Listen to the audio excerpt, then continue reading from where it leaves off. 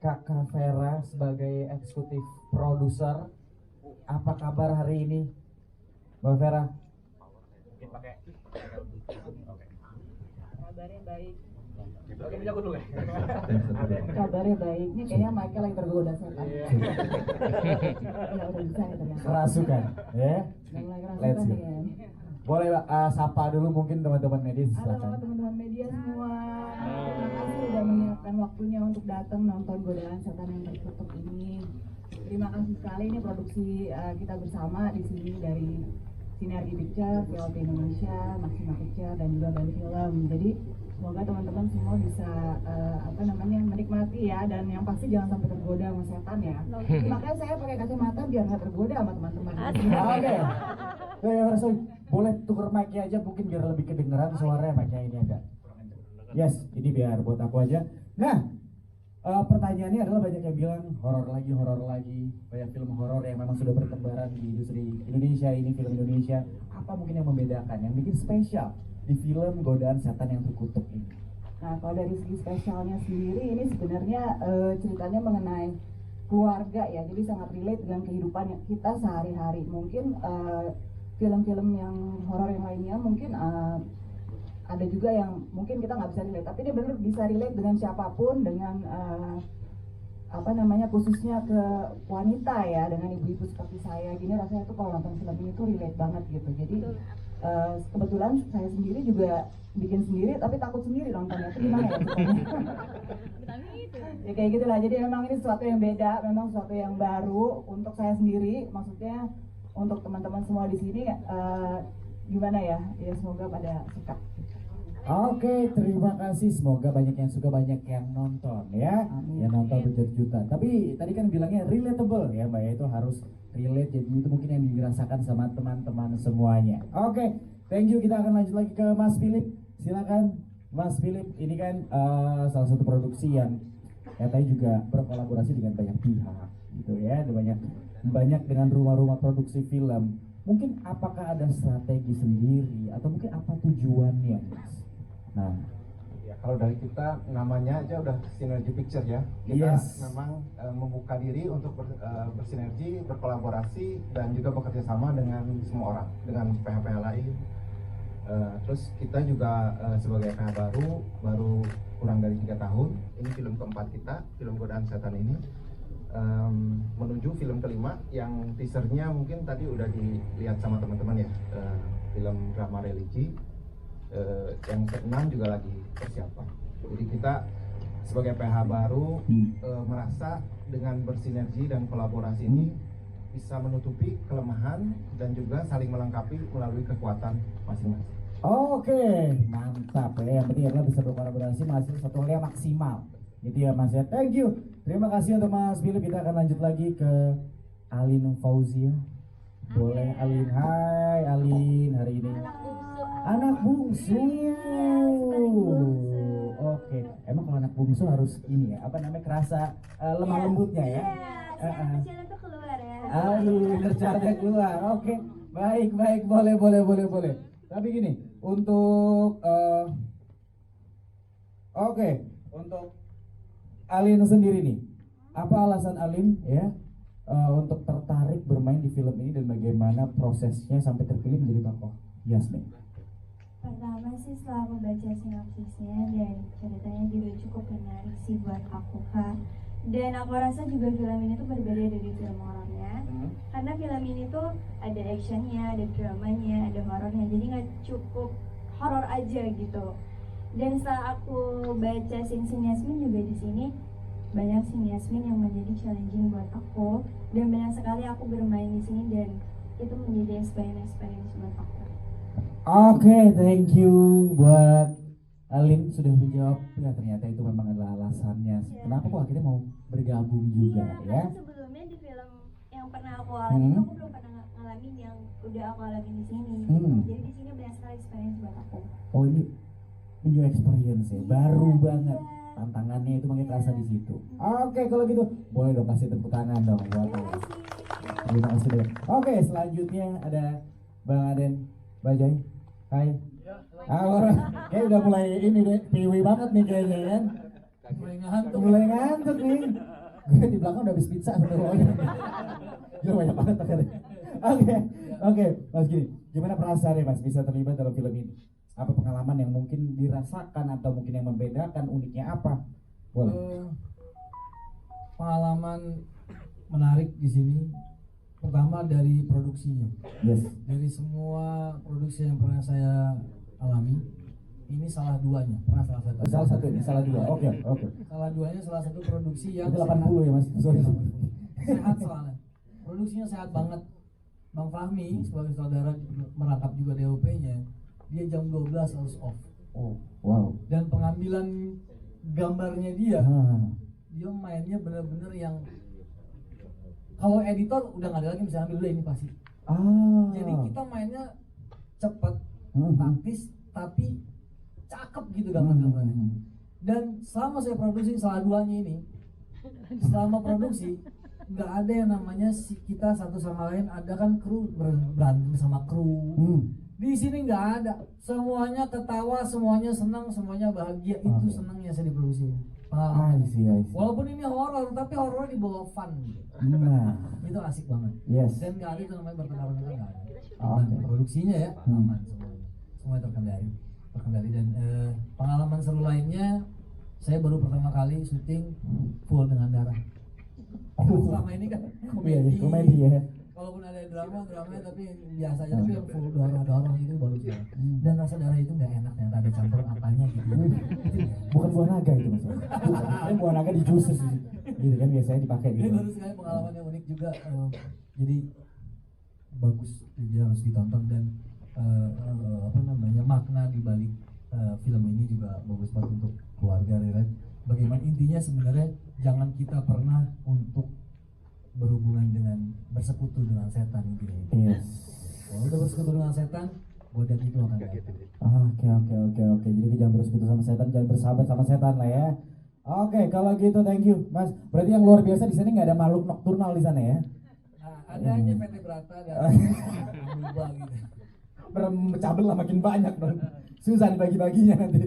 Thank you Mas Adin sudah cerita sama kita, menarik banget. Ternyata produksinya meskipun horor, ya bekerjanya sangat enak dan juga nyaman. Itu lebih tidak ternilai harganya ya Mas ya. Oke, kita lanjut lagi ke Clarissa Taufan. Boleh mic-nya boleh di ujung sebelah sana. Hai, cantik sekali hari ini. Oke. Boleh mungkin disapa dulu teman-teman, silahkan. Halo semuanya, makasih udah menyempatkan waktu datang ke sini. Semoga suka dengan film yang udah kita buat dengan semangat.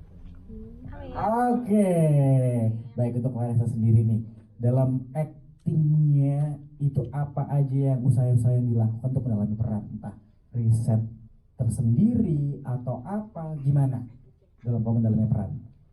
Sebenarnya kenapa aku tertarik ngambil film ini adalah di film ini aku memenangkan dua karakter, yaitu Ratna dan setannya itu sendiri, yang dimana untuk riset menjadi Ratna mungkin yang kerasukan, aku bisa tanya ke orang yang sudah berpengalaman. Dan cuman ketika aku jadi setan, aku nggak tahu harus nanya siapa. Ya juga, agak susah ya. Nanya setan gimana ya? Serem. Jadi aku wondering apa sih yang ada di dalam jiwanya si setan ini, yang dimana kita tahu setan itu berasal dari api.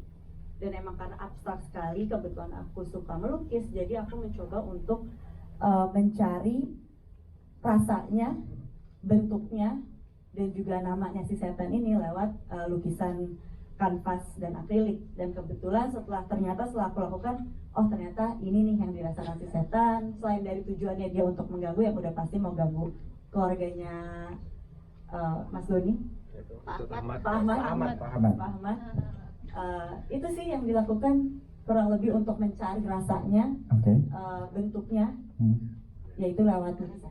Oke, jadi tapi menggambarkan sebuah lukisan itu insight atau inspirasi yang kamu dapatkan dari mana? Dari skripnya. Dari skripnya kamu rasakan. Dan karakter yang aku buat breakdownnya, tapi kan perasaan kita nggak bisa. Oke. Nah, dari based on research dan juga pasti kita udah ada reading dan lain-lain, aku tumpahkan ke kanvas. Emang beda kalau seniman ya. Artis beneran tuh kayak gitu bisa numpahkan rasa, jadi karya akhirnya bisa dipakai ke dalam actingnya. Luar biasa, tepuk tangan yang meriah dong. Wow. Oke, selanjutnya untuk Jevan Nathaniel. Oke, untuk Jevan sendiri nih, ini kan dalam banyak film, banyak acting juga dengan Azela Putri. Gimana caranya untuk membangun chemistry nih? Apa ada pendekatan khusus, ya kan? Atau mungkin makan gultik bareng misalnya? Nggak tahu. Coba apa rahasianya? Ya, terima kasih. Sebetulnya untuk pendekatan khusus secara karakter aku dengan Azela nggak ada. Jadi memang kita, aku boleh cerita sedikit ya. Silakan. Jadi awalnya waktu mau main di film ini itu aku jadi setannya. Nggak, jadi salah satu anak yang kerasukan. Ya, jadi salah satu anak yang kerasukan. Kebetulan memang udah riset banyak banget di situ. Tiba-tiba memang dipercayai oleh PH untuk memerankan karakter ini, Farhan ya, menjadi pacarnya anak bapak Ustadz ya, izin ya Pak ya.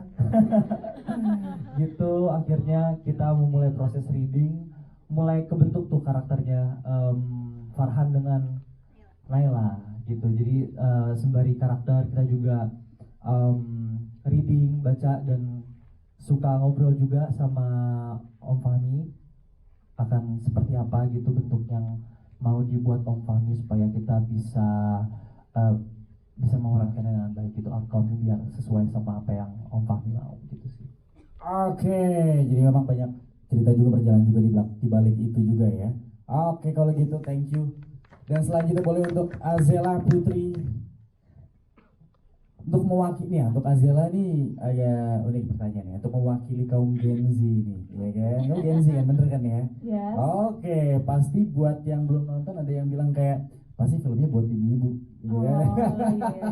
Ya kan?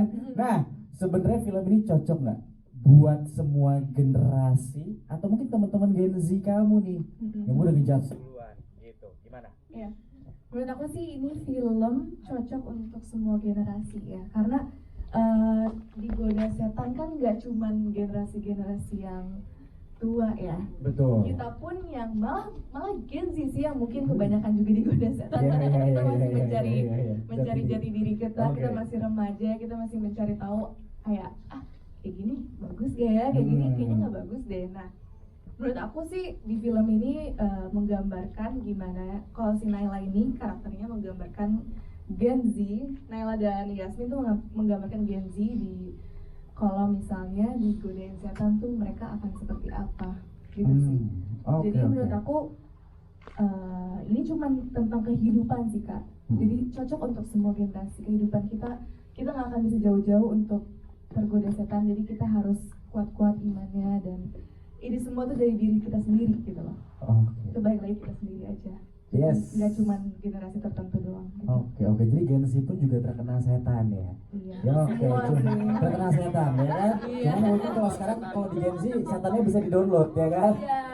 Kita masih belum bisa se-handle itu kan. Oke. Thank you. Sudah bercerita ya kan, itu menarik banget. Jadi buat yang Gen Z mungkin yang sekarang punya adik atau mungkin siapapun, ini adalah film yang cocok bisa kita konsumsi bersama-sama pastinya. Oke, kalau gitu selanjutnya aku mau ngobrol sama Poppy Sofia. Hai, apa kabar? Kabar baik. Yes, boleh mungkin mau menyapa ribuan teman-teman. Halo teman-teman Media media, selamat siang. Gimana tadi nontonnya? Kaget? Emosi. Semoga ini ya, pesannya nyampe ya. Dan semoga ini juga diterima di masyarakat umum juga. Intinya terima kasih sudah menyempatkan hadir. Oke. Mas, jangan ngobrol dulu. Ini kebetulan di briefing ya, Poppy. Jadinya nggak ada ini. Mohon maaf, ini yang bayar saya nih. Maaf ya, ini kan janjian. Iya. Oke. Kita belum briefing di belakang lagi nih. Oke, kalau gitu sebelum kita bertanya ke Kakak Poppy Sofia, izinkan saya memanggil seseorang untuk Mas Rino Anggoro untuk silakan untuk bisa bergabung masuk bersama kami Mas. Oke. Bisa tuh gabung dulu Mas. Ya. Oke, kita akan lanjutkan ke Kakak Poppy Sofia. Iya, boleh. Yes, ini kan di film ini ya. Ini ada malu kata-kata, sendiri. jika kau ingin merusak sebuah keluarga, rusaklah dulu ibunya. Betul. Iya kan? Iya. Nah, ini gimana untuk pesannya tersendiri di dalam sebuah film ini seperti apa sebetulnya? Sebenarnya ya godaan setan yang terkutuk itu Asik. jujur itu relate banget sama aku kan ibu-ibu ya. Tadi kan kita setuju ya Mbak Vera ya. Maksudnya deket banget gak sih? Kadang-kadang kan kita seorang ibu tuh kalau mau tamasya aja keluarga diurusin, barang sendiri ketinggalan. Betul. Kebayangkan, jadi yang paling stres menurut aku di rumah kadar stresnya tinggi, kadang-kadang goyahnya itu yang paling kencang. Ah, Menurut saya sih ibu sih, seorang ibu. Jadi kalau dibilang film godaan setan yang terkutuk itu relate. Kadang-kadang kan aku kayak bercermin gitu kan, kayak aduh kenapa sih ini kayak suami kurang aja nih, aduh kayaknya rumah kok gini banget sih, aduh banyak aja keluhan. Nah ternyata setelah syuting dan memang juga ada ayat yang disebutkan ya itu, jika ingin mengganggu sebuah keluarga rusak dulu ibunya. Nah di situ saya baru mulai menyadari, Gimana? oh berarti gue lagi digoyah nih. Oh, Iya, ya ampun. Biasanya kan kita kalau digoda itu kadang nggak nyadar. Apakah itu cuma kayak apa ya? Enggak, itu cuma pikiran kita aja lah gitu. Tapi semakin kesini aku nyadar, oh ternyata kayak setiap kita ketemu kayak pertigaan atau kayak apa namanya jalan yang harus kita pilih, itu takutnya ada kayak sisipan-sisipan yang kayak udah Pop lu pilih ini aja, nggak apa-apa, pinjol aja pinjol, atau enggak ini aja ini. Kan kita kayak nggak sadar itu kayak suara hati nurani gitu ya. benar. Padahal ternyata kita lagi dibelokin diam-diam. Betul. Ya gitulah ibu-ibu, kita mesti mengaca diri ya ibu-ibu, betul. Ya betul. Betul tuh kan ibu-ibu setuju. Benar. Berarti emang di rumah ibu-ibu itu adalah Ibu Sri Mulyani semua. Iya benar Sama yang keuangan ya. semuanya. Ngatur pengeluaran bapak-bapaknya ya kan. Iya. Makanya itulah maksudnya kayak kunci keberhasilan keluarga juga semuanya ada di ibu guys. Ya seperti itu. Jadi ya. berapapun setoran bapaknya dapur harus tetap ngebul. Japret Ya, tuh. Oke. Gitu ya. Thank you. Teman misalnya boleh kasih Makasih. tepuk tangan ya Mulia. Yes, selanjutnya untuk Mas Doni Alamsyah boleh diceritakan ke kita. Ada persiapan khusus nggak nih Mas? Kan katanya gua di belakang ngomongnya Ustadz Abal-Abal bilangnya. Iya kan? Bilangnya gitu kalau dalam film gitu kan. Iya kan? Ya emang benar Iya kan katanya. Beliau sendiri yang ngomong, sumpah bukan gua. Itu seperti apa persiapannya, pendalamannya menjadi seorang ustadz mungkin? Apakah ada pendalaman khusus atau mungkin tiba-tiba lebih rajin lagi ibadahnya, mungkin ada tambahan-tambahan lainnya supaya bisa dalam gitu. Oke. Assalamualaikum warahmatullahi wabarakatuh semuanya. Terima kasih teman-teman media udah menyempatkan hadir di sini, udah nonton film Godaan Setan Terkutuk. Semoga suka ya. Suka Thank you. banget. Yang kenceng dong, pelan banget nih. Suka dong. Suka nggak? Gitu deh. Thank you. Tadi apa yang dibilang sama Poppy itu relate banget dengan saya ya. Karena saya yakin apa yang saya percaya itu happy wife is happy life. Kalau kita bisa ngebahagiain istri kita, insya Allah kita akan dapetin keluarga yang bahagia. Amin. Itu amin. Setuju. Nah ini begitu saya ngebaca skrip Godaan Setan, ini saya ngeliat cerita ini unik karena ustadz yang bertempur dengan kekuatan gelap, dengan jin udah ada gitu. Tapi mereka itu bertempur di luar rumah kan.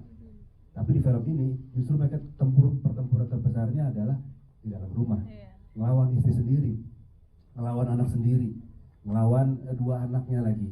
Dari keluarga yang bertakwa, yang harmonis, yang manis, endingnya hancur lebur. Orang yang bertakwa dengan penuh tameng keimanan bisa hancur. Itu yang menarik buat saya, kenapa saya memilih cerita ini. Saya kulik-kulik ceritanya, oh ternyata ini di film ini bukan sekedar menceritakan tentang godaan setan yang terkutuk, tapi celah pintu yang digunakan oleh iblis untuk menghancurkan sebuah keluarga, yaitu melalui pintu istri. Ini yang menurut saya spesial. dan relate juga gitu dengan keluarga saya. Saya ini kan bapak-bapak juga gitu. Iya, Saya tahu gitu yes. repotnya istri, nyetrika, nyuci baju, nyiapin makanan, nganterin anak sekolah, ngurus PLN, ngurus PR, ngurus BER, semuanya. Gitu. Dan memang benar gitu apa yang saya baca di cerita ini, bahwa kalau mau menghancurkan keluarga, ganggu istrinya, kuatkan rasa letihnya, ingatkan dia sama kekurangannya, hilangkan rasa bersyukur. Itu benar banget yang saya lihat dari, ya saya bercermin dengan keluarga saya gitu. Dan menurut saya film ini spesial dan bisa menggambarkan muslihatnya iblis itu seperti apa sih dalam menghasilkan sebuah keluarga. Itu yang saya suka. Dan kalau misalkan persiapannya apa aja, saya ini Ustadz abal-abal, bang Ustadz abal-abal. Makanya tadi ngomong mendengarkan dari Mas Dodi nih, nggak ngomong asal nih. Makanya waktu persiapan film ini saya banyak hafal doa ruqyah gitu. Ada surat-surat pendek dan segala macem. Dan alhamdulillahnya kita ditemenin sama Ustadz Fatah, Ustadz asli, Ustadz ruqyah asli. Siap. Jadi dia menerangkan segala macam rahasianya tuh. Gitu. Mulai dari Bismillah, kenapa diturunkan Bismillah ke dunia ini lewat Rasulullah, itu ceritanya panjang gitu. Sampai saya paham, oh spesial banget ya, hebat banget ya kata Bismillah itu ya gitu. Ini tentang amanah Allah untuk manusia, agar manusia itu bisa mengambil manfaat yang terbaik cuma dari kata Bismillah. Itu panjang tuh ceritanya, habis sholat zuhur sampai mau asar ceritanya. Jadi deep talk tuh Mas ya, Deep talk ya. Terus ada bacaan Bismillahirrahmanirrahim Jauh-jauh kalau baca gitu. ruqyah. Itu juga Selalu jauh-jauh kalau dia ngapalin doa ruqyah, takut ya. awalnya gue yang panas. Awalnya saya yang panas. Sudah lama-lama mungkin sering baca jadi bersih kali ya gitu. Doa-doanya Mantap. Auranya beda ya. Orangnya langsung putih gitu, cerah ya. emang susah ngafalin doanya, susah awalnya, cuman karena diulang-ulang selama sebulan lah ngafalin doa-doanya tuh. Bismillahirrahmanirrahim, terus auzubi kalimatillah, ada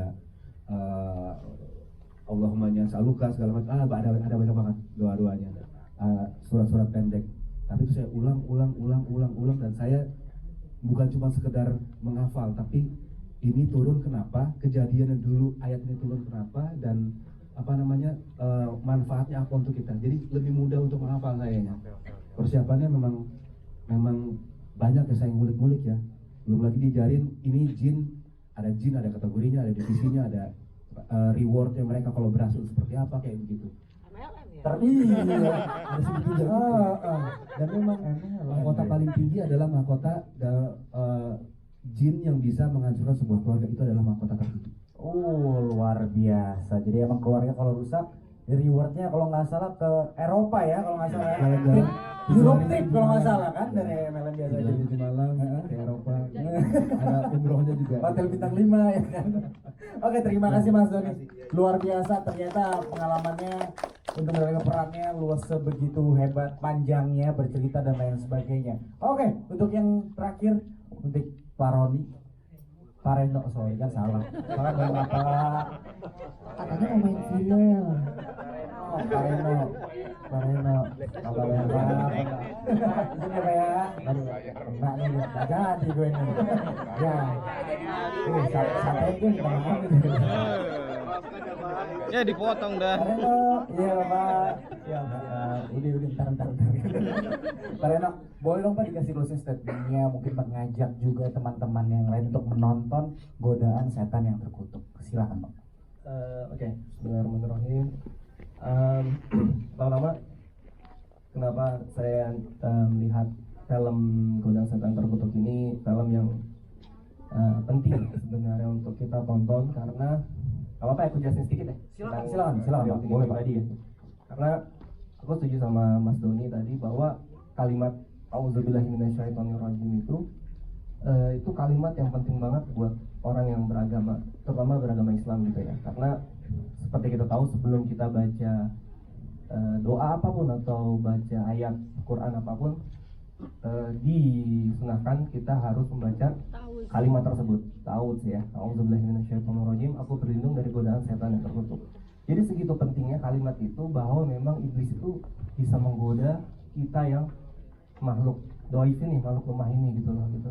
Jadi kalimat itu sangat sakral, sehingga saya sangat-sangat senang senang gitu bisa terlibat dalam film ini karena film ini mengajarkan betapa kalimat itu sakral dan bagaimana penerapannya dan bagaimana hikmah yang bisa kita petik dari kalimat itu untuk kehidupan kita atau untuk kehidupan rumah tangga kita gitu atau kehidupan pribadi kita itu sangat-sangat penting karena itu benar-benar kalimat yang bisa membuat kita terjaga dari godaan-godaan setan yang terkutuk itu tadi. Jadi buat teman-teman yang belum nonton untuk film Godaan Setan Terkutuk ini, jangan lupa tonton film ini nanti mulai tayang tanggal 15 Mei 2025 di bioskop-bioskop kesayangan kalian semua. Terima kasih.